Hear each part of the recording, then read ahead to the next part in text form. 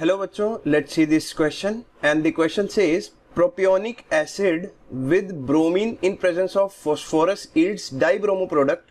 Its structure would be। तो जब हम प्रोपियोनिक एसिड को ब्रोमीन के साथ इन प्रेजेंस ऑफ फॉस्फोरस रिएक्ट कराते हैं तो एक डाइब्रोमो प्रोडक्ट बनता है। हमें बताना है कि उस डाइब्रोमो प्रोडक्ट का स्ट्रक्चर क्या रहेगा।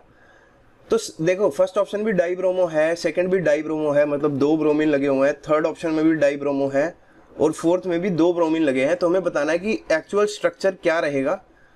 तो हम ये रिएक्शन सीरीज को ही देख लेते हैं कि प्रोपियोनिक एसिड को जब हम रिएक्ट कराएंगे ब्रोमीन के साथ तो होगा क्या।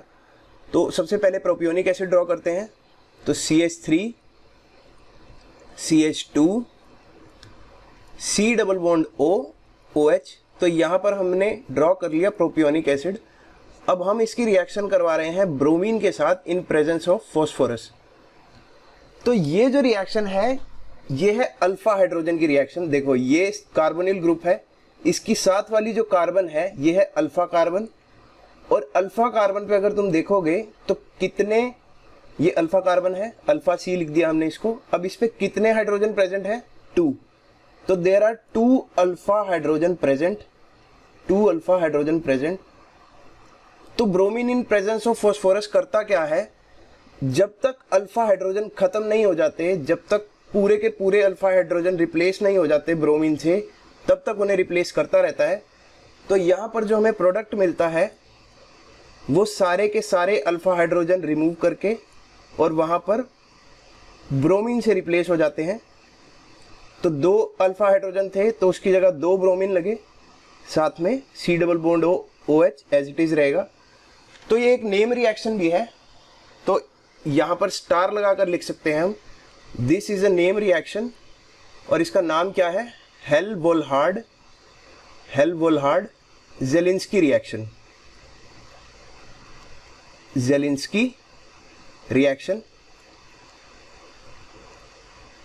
और ये इस रिएक्शन में होता क्या है,